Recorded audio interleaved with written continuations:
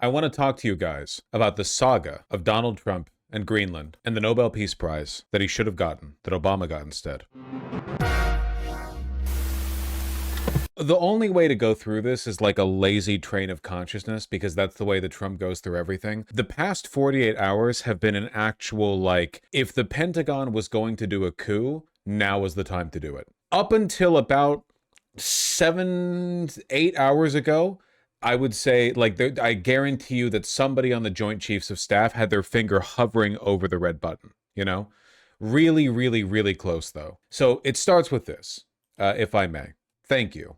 Happy that popped in. The Air Force One swap out was the perfect time. Yeah. Okay. So hold on, okay? Trump issued this letter right here to Denmark. Considering your country decided not to give me the Nobel Peace Prize for having stopped 8 wars plus, I no longer feel an obligation to think purely of peace, although it will always be predominant, but can now think about what is good and proper for the United States of America. Denmark cannot protect that land from Russia or China, and why do they have a right of ownership anyway? There are no written documents. It's only that a boat landed there hundreds of years ago. But we had boats landing there also. I have done more for NATO than any other person since its founding. This was to Norway, not Denmark? Okay, I'm sorry. Fascinating. Anyway, now NATO should do something for the United States. The world is not secure unless we have complete and total control of Greenland. Thank you. So obviously Trump's upset he didn't get the Nobel Peace Prize. I think this upsetness is legitimate. I think he's actually like really ass mad about it. I don't think it's a bit. I genuinely think that he thinks that he stopped 8 wars. By the way, it's about Greenland, not Iceland. Yeah, no. It's impossible to keep. So anyway, this is insane. So obviously the political leadership in Norway do not decide who gets the Nobel Peace Prize, right? The foundation that awards Nobel Peace Prizes is independent. It's not government run, like the Prime Minister of Norway or President. I genuinely don't know which it is. Neither of them, if there are two, decides who gets the Nobel Peace Prize. But he has consistently said that in conversations with Donald Trump, Trump has essentially asked him for the Nobel Peace Prize. When he and Trump meet as foreign dignitaries to discuss matters of state, Trump continues to beleaguer him, asking for one. This is real. Anyway, having not received the Nobel Peace Prize, America is now committed to war. This sent out on the eve of the World Economic Forum, where the deep state leaders get together and talk about the new world order that they want to build on top of a graveyard of our own corpses. And here was the tone taken. By the way, like every single clip that I've seen, and there's some clips for Trump later. We'll get to the Trump clips later. But like, America is a pariah state right now. Okay? I'm sorry. I feel I'm like self-conscious of the fact that I'm really tired. So I'm going to give like the worst explanation of this. Trump's insane. The World Economic Forum. Okay? Trump was not there the first day at the WEF. And some of his dignitaries were there instead. Can I bring you back to Greenland? No. It's unnecessary. It's the Western Hemisphere is vital for the United States of America. Our national security people are on it, and they care about it, and I'm going to leave it to them to address with our allies, with our friends, and with everyone how they work it out. But the Western Hemisphere matters to the United States of America, and the United States of America, as I've just articulated, really, really matters to the world. When America shines, the world shines, because they all need to make sure America is strong and powerful to take care of them, God forbid. And so I think America and the Western Hemisphere are vital to America, and I'm going to leave that to my national security people to address. Again, this is the World Economic Forum. This might sound a little bit deep statey or conspiratorial, but the number one rule with political tomfoolery is you don't f with the money. Right?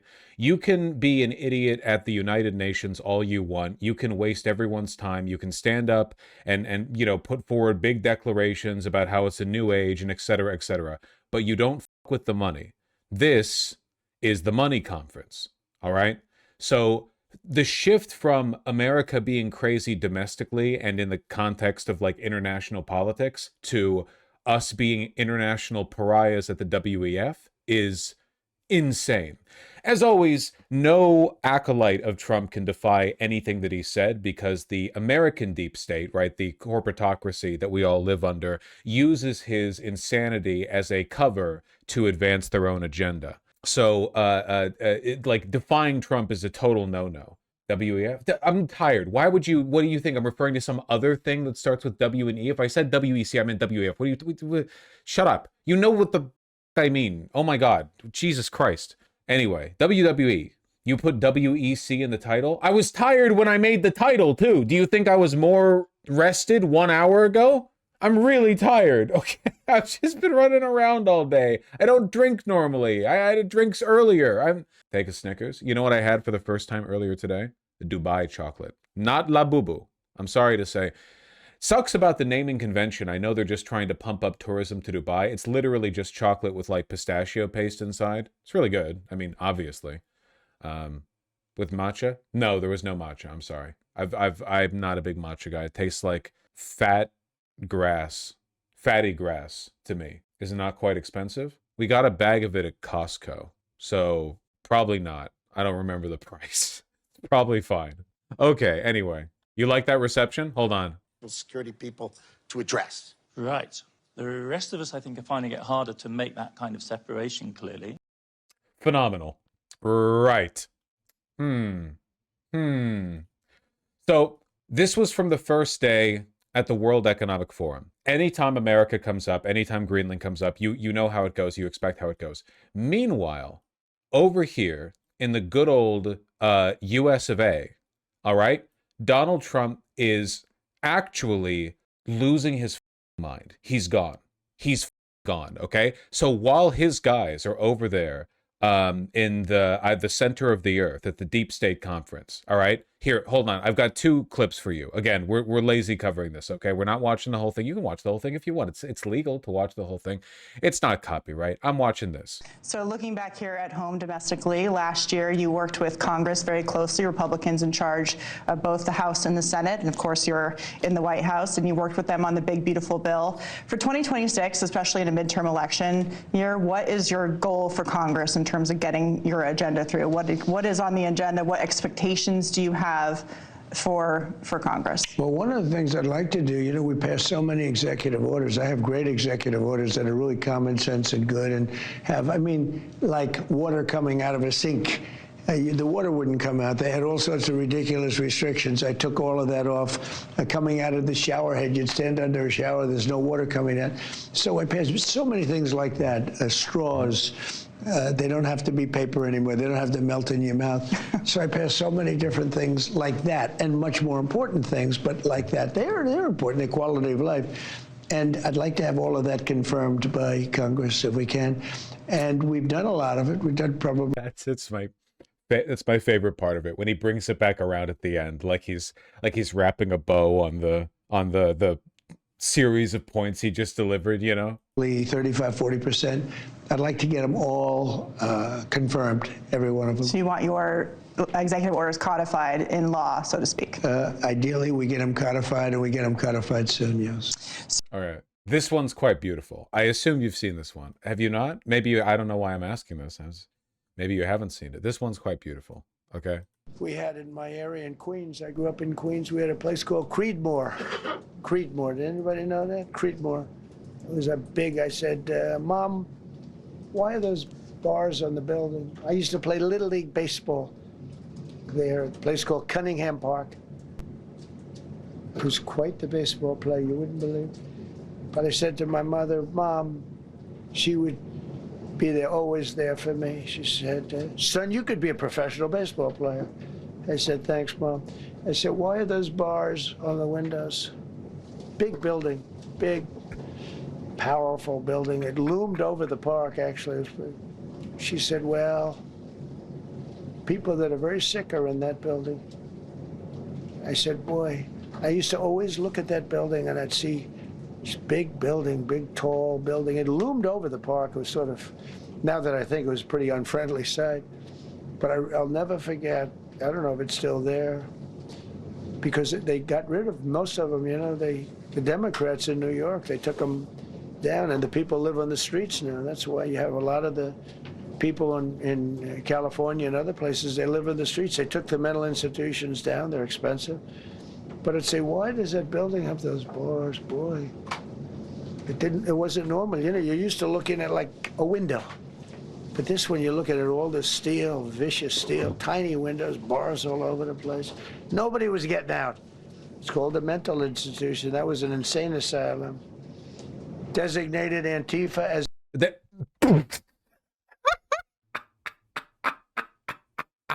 That one's a freebie for the biopic, you know? I mean, that's... I understand, I've said this before, part of being a live streamer is repeating yourself. Here's the game plan, and this is why the deep state loves Trump, okay? Trump is authentically a lunatic. A lot of that is age. A lot of that is also being a megalomaniac, right? Those are the two big ones. And as a consequence, he's very, very, very manipulable, which means that the corporatocracy, the oligarchy, they can put people around him, you know, like J.D. Vance via Peter Thiel, you know, that kind of deal, and suggest things to him, and he will get really hooked on an idea, and he will defend it to the end of his days, and his idiocy gives cover to the corporate agendas being advanced, right? So, for instance, like this Greenland bit, this Greenland thing is being advanced by a number of interests, right? So you have the, like, insane doomsday prepper oligarchs who want to build an anarcho-capitalist freedom city on Greenland as like a final like temple of humanity as the rest of us die in the climate wars, basically, you know, where they rule supreme and they can enact prima noctis upon everyone's daughters, or in Peter Thiel's case, their sons.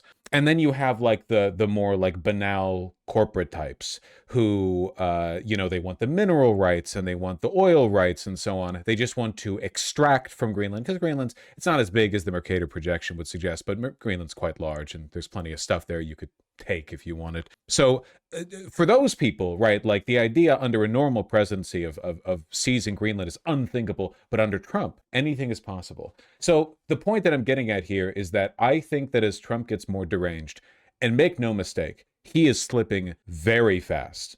It's not just the strokes, okay? The strokes are part of it, but like legitimately with each passing day, and this is very noticeable if you bother to watch these press conferences or talking to the media, he is declining.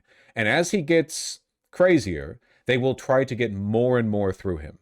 You know what I mean? It's like the window is closing. He is their opportunity. No one else, not even another Republican, is going to have the same like mad impressionability that Trump has. It's unique to him. So anyway, he's deranged. He's mentally ill. He's losing it. He's cooked. Trump had fun, as he always does. And then he headed out to the World Economic Forum to speak at the second day of the conference. And funnily enough, a bunch of people speculated that he had died because Air Force One turned around shortly after leaving American airspace. It wasn't anything. It was just an electrical issue on Air Force One. Trump was transferred to a different plane. Not interesting, but it did fuel speculation, which was really funny. Trump made it to the World Economic Forum, and genuinely, I will go over his speech in its entirety when I have time. Here's like a key snippet of it, okay? He called Greenland Iceland at least 4 times.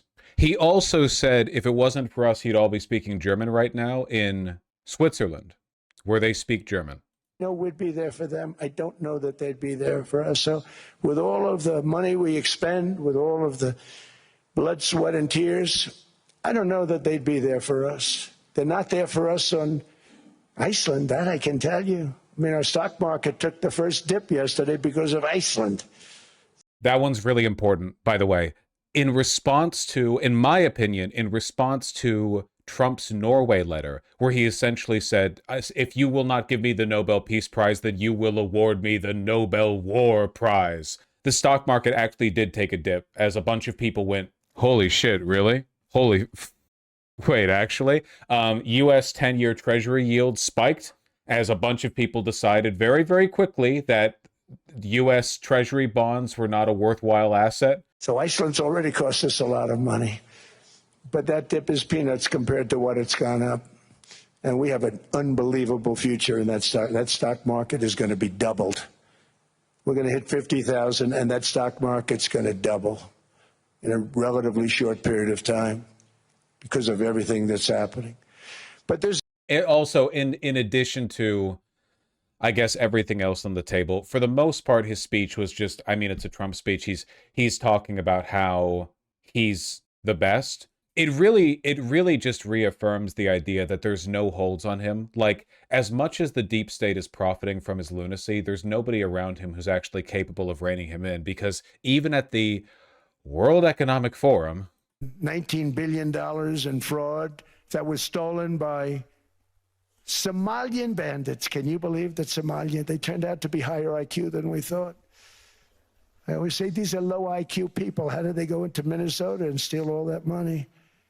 And we have, you know, they're pirates. They're good pirates, right? But we shoot them out of the water just like we shoot the drug boats out. They're not pirating too many boats lately. Do you notice? so it was, a lot of it was like that. Oh, somebody linked this. I did think this was funny. As always, people around Trump can only defend Trump. There is no alternative to them. Absolutely none. So Carolyn Levitt, in response to Trump mixing up Greenland and Iceland a bunch, for some reason decided to like bring attention to it by lying and saying that he didn't. Like, I don't know why you would put your feet down on this one. You could just ignore it or hope people aren't paying attention, but now you're making people pay more attention to it. That's what this video was in response to. This is precisely what I meant. They're so afraid of him being brain dead that they're Streisanding. I just think they're all aware of the fact that Trump is really, really, really sensitive to the perception of being betrayed. Like, Trump is very ego conscious. Trump is very afraid of his inner circle betraying him the way that, you know, they did back from 2017 to 2021. So as a consequence, I think they all know, like, if they're the first one to speak up, Trump is going to obliterate them, and then they won't be able to run the grift anymore. So everyone's afraid to speak up. It is literally the classic European water-brained incest child nobility Mad King story, where you have like 500 consulates and advisors and viziers or whatever the who are all there at the dinner table listening to the one Mad King dribble on, and everyone there is thinking, one of us, but not me, should run up there and stab him. Every one of them, like 500 people in the dining hall, every single one of them is thinking it, including the guards. The captain of the guard is standing there being like, could I get away with it if I did? No. Everyone else there would stop me. And every individual guard is thinking, could I get away with it if I did? No, the rest of them would stop. Literally, like many such cases in history, it's happening right now. All of them are, and they know, like, obviously they could be thinking that all they want, but if the king, you know, gestures at one of you with his turkey leg and he goes, do you agree? Like, you have to be like, oh my God, yes, your majesty. Like, you can't, there's no, you can't half-ass it, because if you ever show like even a little bit of doubt, he'll have you beheaded, right? It's Mike Johnson did the same thing today, of course. Yes, he did. Yes, he did. I'm so surprised to not getting involved in Greenland. You released that text to the Norwegian Prime Minister. Is it appropriate for him to do that? I think that misportrays what he was doing there. So what was he trying to do? You have to ask him. He was criticizing them for not giving the Nobel Peace Prize. Well, look, there's a lot of people that criticize them for making a political decision and not awarding the Nobel Peace Prize to probably the most deserving individual in the history of the prize. But normally the country doesn't have to do it. 8 to 10 wars and conflicts have been resolved by President Trump. 8 to 10. That's enough. But the Prime Minister has nothing to do with that. No, but it is his country, and he has a lot of influence.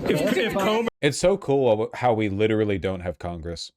Johnson is the biggest cuck of this admin. His entire role is to do nothing. Yeah, I mean, it makes sense. If your goal is executive branch supremacy, it makes sense you would want to effectively neuter Congress. The thing that I don't get, like, I think I have the answer. It's just unsatisfying. What is their end game? And the answer, I think, is they don't. Maybe that's the reason why Gavin Newsom feels so confident pushing himself forward, even though he's very obviously like a believe in nothing grifter, because he knows the Republican Party is going to be desperate for some kind of corporate friendly savior after this whole thing collapses in on itself. Sorry for repeating, but I think it's also funny that he leaked a message from the president of France regarding Greenland. Yes. Continuing on with the genuine insanity, Donald Trump was sent a text from President Macron just texting him. I mean, you can do that, I guess. You know, they're both presidents. He immediately tweeted it on Truth Social. From President Macron to President Trump. My friend, we are totally in line on Syria. We can do great things in Iran. I do not understand what you're doing in Greenland. Let us try to build great things. Which, on one hand, this is very funny. On the other hand, it's like really, really sad that Trump is actually an insane, like threat to the world madman. And the best strategy that people still have is like sucking up to him. Like, obviously, Macron thinks he's a madman. Everyone thinks he's a madman. There is no world leader anywhere that doesn't think Trump is a madman, except for Trump. They're all just like, they think this is the best way to work with him, which maybe in the short term, does Macron hate Iran? Macron is as much a stooge of Western empire. Yes, of course. Macron would have the Shah replace, the prince replace the Ayatollah if he could. Let us have a dinner together in Paris together on Thursday before you go back to the US, Emmanuel. Just immediately tweeting it. It's easy to play chicken with Trump if you know he's not going to swerve. Speaking of not swerving, so there was an outcome to all of this. I'm happy to report the European deep state did get to him. I have a feeling this was like a behind-the-scenes NATO deal because there are very powerful people that do not want NATO to blow up. I'm happy to announce, at least for the moment, that Donald Trump is dropping the Greenland bullshit. He and some others, who he won't specify, have come to an unspecified deal with unspecified terms that will not involve tariffing European countries who do not support acquisition of Greenland, and apparently do not involve acquisition of Greenland in any way, shape, or form, and, if anything, seem only to reaffirm existing military treaties that have been around for more than half a century. Here, look at him confidently explain the details of this plan shortly after it was made. Getting back a lot of some of the nervousness we had in the last couple of days. The tariffs are off. Nothing happens on February 1st. No, we took that off because it looks like we have pretty much a concept of a deal. A deal of ownership, a deal... Well, it's a little bit complex, but we'll explain it down the line. But the Secretary General of NATO and I and some other people were talking, and it's the kind of a deal that I wanted to be able to make. Where does Denmark, did they weigh in on what they want, what they would agree to? Well, I assume they did because he very much represents, he's a strong leader. Mark, you know Mark Rutte. And he, I assume he's been speaking to them. He's been speaking to all of them. Are mineral rights involved? Is ownership involved? Did the Golden Dome sway people? I don't want to say yet, but... The Golden Dome was very compelling today when you talked about that. Yeah, the Golden Dome, and they're going to be involved in the Golden Dome. And they're going to be involved in mineral rights, and so are we. So there is no deal. This is like a big win for the nothing ever happens people, but I would like to add a caution. Okay, I'd like to add like a precautionary note, a little appendix, an added item, if I may. I think the past 48 hours have genuinely been, not appendix, what's the asterisk? Thank you. Footnote, whatever you prefer. I think that the deep state locked in over the last 48 hours, parentheses positive. Trump's Norway letter, followed by the genuine, like, incoherent press conference that went for more than 2 hours, by the way. It was long. Followed by the speech at the World Economic Forum. Like, I think that a lot of people, probably behind the scenes, shifted from he's crazy, but we can weather this, to something needs to be done immediately or this is all going to blow up. I really do believe that. Again, like the old rule is don't with the money. The problem is that a lot of the money people themselves nowadays like the money. Like Elon Musk likes with the money. Elon with Doge, around with the federal government, literally like touching the treasury, like poking the divine stream of wealth that pours out in the abstract conceptual sense from the treasury. So a lot of the money people now do also like touching the money, but there are still some rules here. Some, I don't really know. It's pretty bad. It's really, really bad. I'm glad that they backed off or made him back off. He got asked about the deal a second time. It sounds even less serious. Oh, sure. Follow it up with more. Yeah, it's not like I had time to clip gather. Please. Does it still include you? Does it still include the United States having ownership of Greenland like you've said you wanted? It's a long-term deal. It's the ultimate long-term deal. And I think it puts everybody in a really good position, especially as it pertains to security and minerals and everything else. How long is it, Mr. President? Have you already spoken to other European leaders? Yes, I have. How long would the deal be, Mr. President? Infinite. Will there speak to Denmark? There is no time limit. It's forever. And how would you ratify the deal? Money involved. It's signed forever. But you haven't signed anything yet, right? It's a deal that's forever. Will there be an effect anyway? It is. Will there be an effect? Why can't I pause it? People, what happens is, Why I can't pause it? people are out there. I can't pause the video by clicking on it. Okay, I'll refresh the page, I guess. Elon. Does it still? Elon, close the tab. I mean, yeah, I could close the tab. I'm just the website broke. Divine mandate. Keep watching. Do not turn the page. You know what? Sure. Okay. Divine mandate tells me to finish the clip. People, what happens is people are out there and they're working it right now. They're working the details of the deal, but it's what's called an infinite deal. It's forever. You talked about. Wonderful.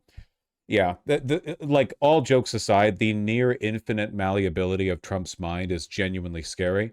I really do not think that there has ever been a leader this crazy in the modern world.